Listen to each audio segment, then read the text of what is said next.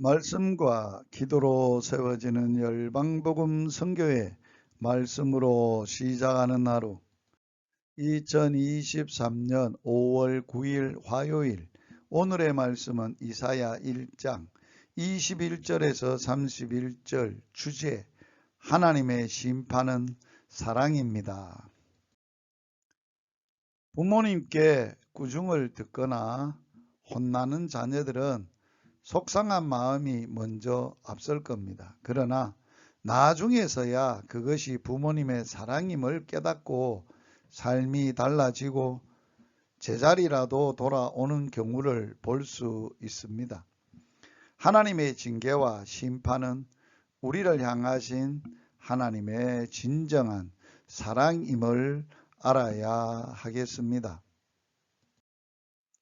하나님이 고발하신 두 번째 제목은 이스라엘은 하나님께서 하나님의 백성으로서 요구하시는 도덕적 윤리적 기준에 따라 살지 못한 것입니다.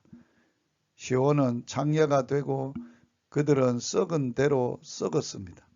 세 번째로 제목이 이어지는데 그들은 하나님 앞에 대놓고 이방 신들을 섬겼습니다. 결국 그들은 하나님의 심판에 놓이게 되었습니다. 그런데 놀라운 사실은 하나님의 심판은 이스라엘을 멸망으로 끝나게 하는 것이 아니라 오히려 부패했던 이스라엘이 다시 회복되고 장녀 같았던 시온이 구원을 받는 일이 일어나는 것입니다. 첫째, 하나님께서 치심으로 오히려 불순물이 제거되고 정결해집니다. 둘째, 주의 백성들을 인도하시는 리더십이 예전처럼 경건하고 지혜로워집니다. 셋째, 시온이 정의로 구속함을 받게 됩니다.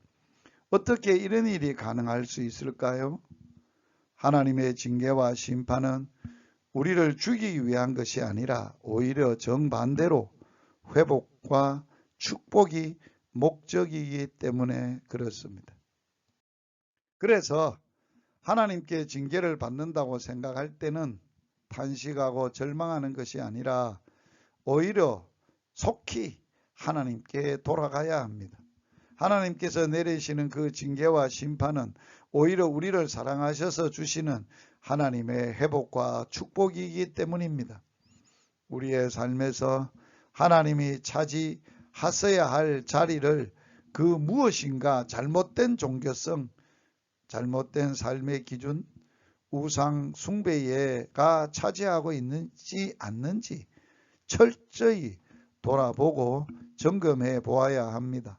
그리고 하나님의 징계와 심판 앞에 있다면 하나님의 또 다른 사랑의 표현인 것을 깨닫고 오히려 감사하시기를 바랍니다. 말씀을 붙들고 이렇게 기도해 봅니다. 첫째, 하나님의 심판이 오히려 하나님의 사랑임을 깨닫게 하여 주십시오. 둘째, 우리의 가정이 처한 어려움이 변하여 하나님께 영광이 되게 하여 주십시오. 셋째, 하나님의 징계라 느껴지는 상황일지라도 하나님께 나아가게 되게 하여 주십시오라고 기도합니다. 예수님 이름으로 기도하고 축복합니다.